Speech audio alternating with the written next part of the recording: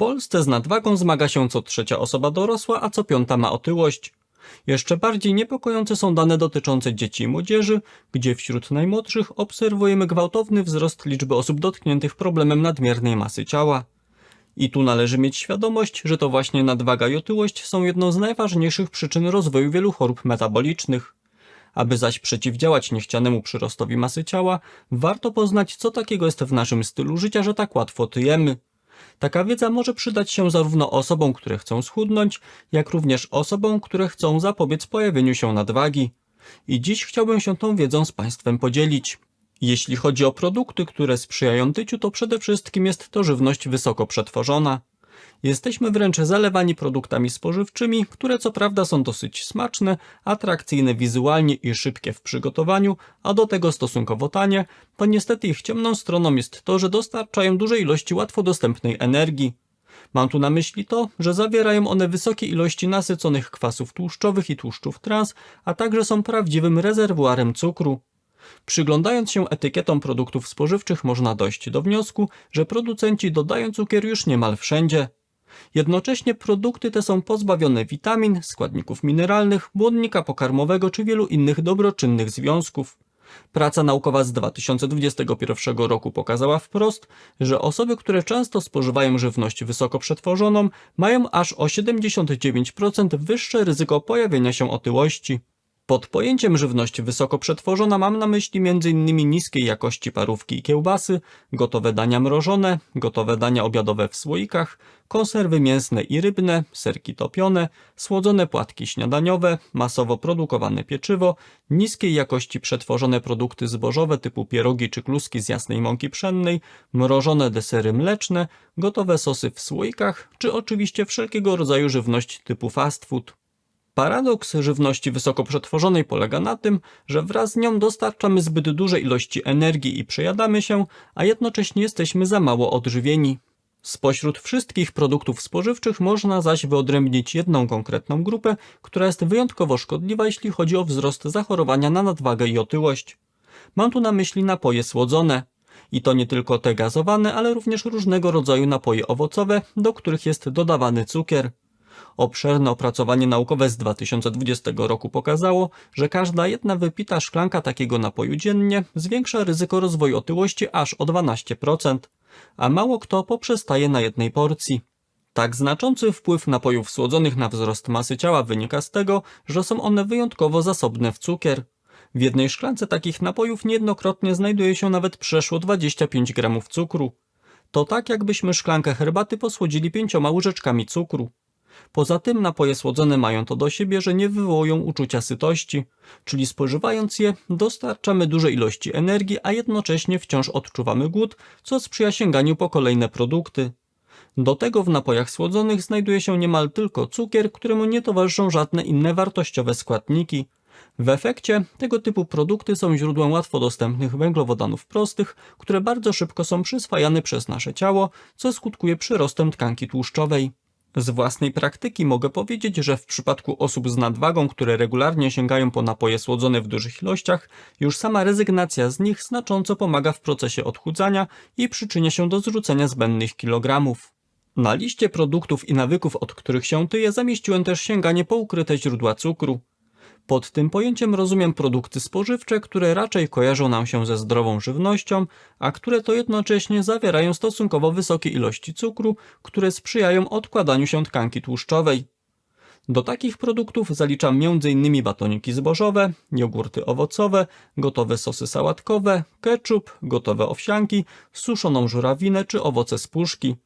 Oczywiście nie mam tu na myśli tego, że wspomnianych produktów musimy się zupełnie wystrzegać, tym bardziej, że nieraz wśród nich znajdziemy dobre jakościowo produkty. Niemniej wiele z nich to pozornie zdrowe produkty i warto mieć tego świadomość, m.in. właśnie w kontekście odchudzania. Znaczący udział w przybieraniu na masie ciała mają również wszelkiego rodzaju słone przekąski. Mam tu na myśli chipsy ziemniaczane, krakersy, solone paluszki, solone orzeszki, precle, bajgle czy solony popcorn. Analiza 32 badań naukowych pokazała wprost, że dostarczanie dużych ilości soli wiąże się m.in. ze wzrostem masy ciała i znacznym zwiększeniem obwodu talii. Warto bowiem wiedzieć, że zbyt wysoka ilość soli w postaci takich mało odżywczych produktów prowadzi do wzrostu masy ciała na kilka różnych sposobów. Przede wszystkim mało kto wie o tym, że nadmiar soli sprawia, że komórki naszego ciała chętnie wyłapują glukozę i przekształcają do tłuszczu, co skutkuje odkładaniem się tkanki tłuszczowej. Poza tym spożywanie słonych przekąsek wiąże się z wydzielaniem greliny, czyli hormonu, który wywołuje uczucie głodu. To, jak zapewne się Państwo domyślają, skutkuje sięganiem po kolejne produkty w celu zaspokojenia apetytu, co dodatkowo sprzyja przybieraniu na masie ciała. Mało tego, wielu z nas, nasycając się słonym smakiem, ma o wiele większą chęć sięgnięcia po coś słodkiego i bardzo często wybór pada na słodzone napoje, o których już dzisiaj mówiłem. Z kolei połączenie słonych przekąsek ze słodkimi napojami to prawdziwa bomba kaloryczna. Byłoby błędem, gdybym na liście nie zamieścił też żywności smażonej. Obszerna praca naukowa z 2022 roku dowiodła, że częste sięganie po tego typu produkty skutkuje wzrostem ryzyka zachorowania na nadwagę i otyłość nawet o 47%. Myślę, że dla wielu osób nie jest to jednak zaskoczeniem, bowiem żywność smażona jest źródłem małowartościowego, kalorycznego tłuszczu. Tym bardziej jeśli jest to jednocześnie żywność panierowana, ponieważ panierka chłonie tłuszcz jak gąbka wodę. Jako przykład mogę podać pierś z indyka. Jedna standardowa porcja gotowanej piersi z indyka dostarcza około 260 kilokalorii. Dla porównania, jedna porcja tego samego mięsa, ale poddanego smażeniu wraz z panierką, to aż 660 kilokalorii, czyli aż 2,5-krotnie więcej. Oczywiście mamy świadomość, że żywność smażona jest w wielu przypadkach o wiele bardziej atrakcyjna smakowo niż żywność gotowana czy duszona na parze. Jednak bazując na własnym doświadczeniu mogę powiedzieć, że wystarczy trochę zgłębić tajniki sztuki kulinarnej i z takich produktów gotowanych można wyczarować naprawdę bardzo aromatyczne dania. Gdy mowa o smażeniu, to chciałbym krótko wspomnieć o jeszcze innych technikach kulinarnych, które myślę, że praktykuje wielu z nas, a które również mogą sprzyjać wzrostowi masy ciała. Mam tu na myśli m.in. przygotowywanie zup, sosów i dań głównych z dodatkiem pełnotłustej śmietany, dużych ilości mąki, bułki tartej, masła czy startego żółtego sera. Nie chodzi mi jednak o to, że tego typu składniki są niezdrowe. Są one po prostu bardzo kaloryczne i gdy stosujemy je jako niewinny dodatek do potraw, to często nie mamy świadomości, że potrafią skutecznie zwiększyć wartość energetyczną dania, co oczywiście, jeśli ktoś stosuje je na co dzień, w perspektywie długoterminowej może skutkować dodatnim bilansem energetycznym, który dokłada cegiełkę do rozwoju nadwagi lub utrudnia odchudzanie. Tu wtrącę, że praktyczną wiedzą dzielę się również w moim darmowym newsletterze o zdrowiu, czyli porannym dzienniku zdrowia. Dziennik wysyłam od poniedziałku do piątku o 6 rano do porannej kawy lub herbaty i jest on na kilka minut czytania. Jeśli chcieliby się Państwo na niego zapisać, to zapraszam na www.doktorbartek.pl/dziennik.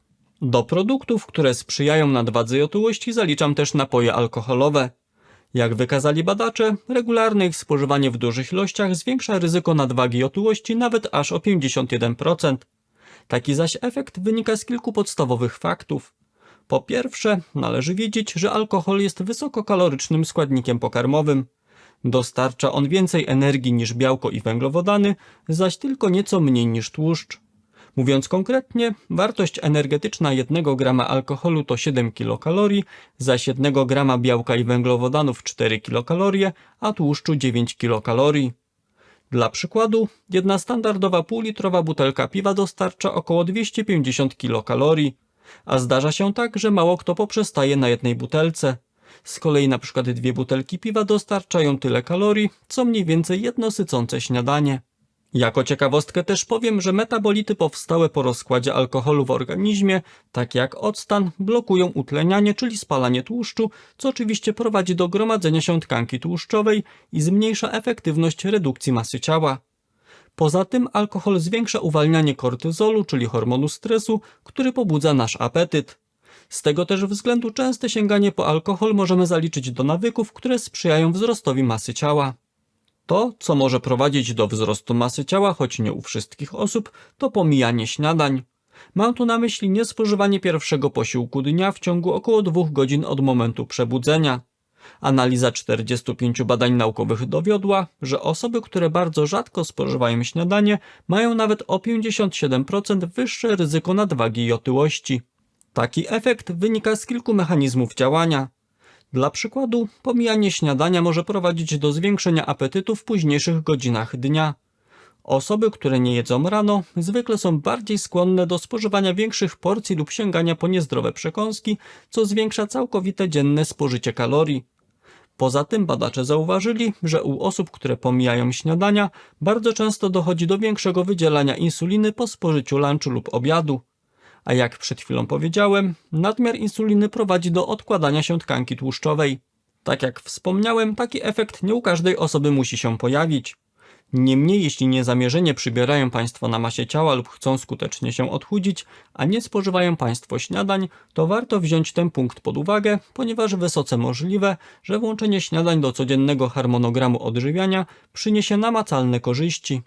To, co może sprzyjać przybieraniu na wadze, to również szybkie tempo spożywania posiłków. Naukowcy zauważyli, że osoby, które jedzą szybko, bez dokładnego gryzienia i przeżuwania każdego kęsa, mają nawet dwukrotnie wyższe ryzyko pojawienia się otyłości.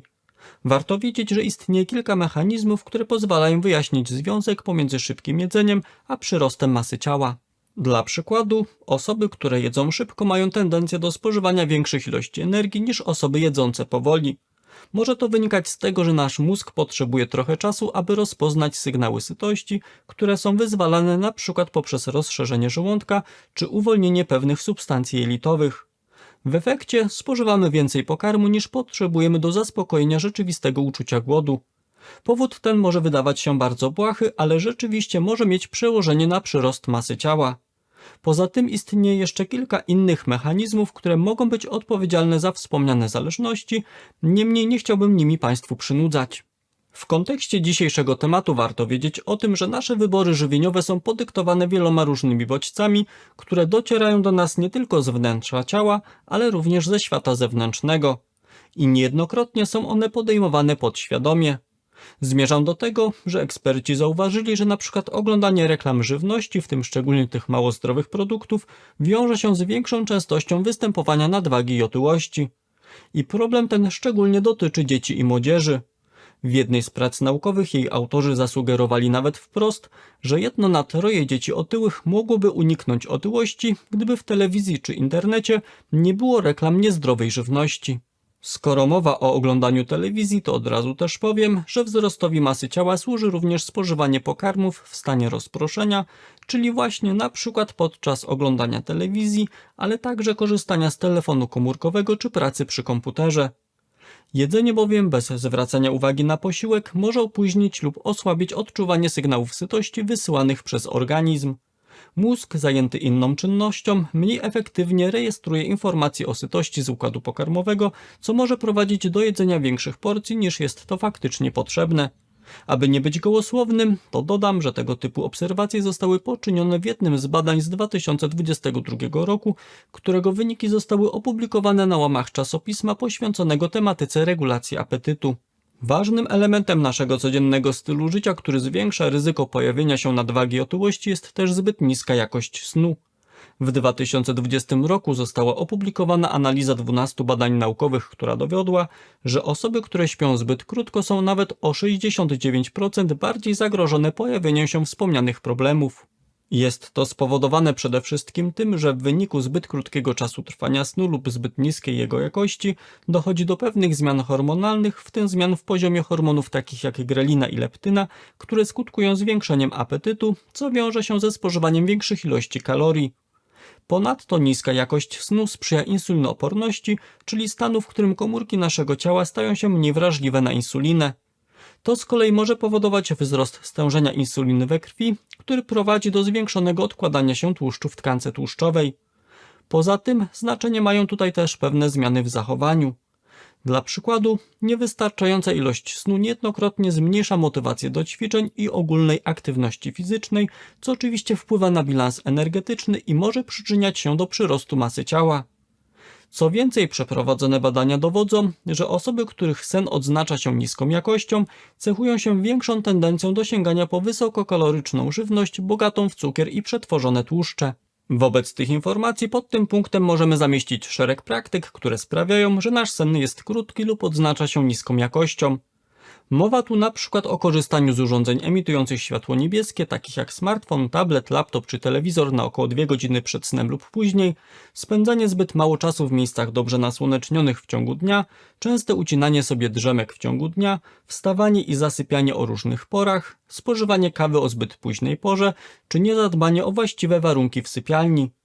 Mam tu na myśli na przykład zbyt niską lub zbyt wysoką temperaturę, która powinna wynosić około 17 do 20 stopni Celsjusza.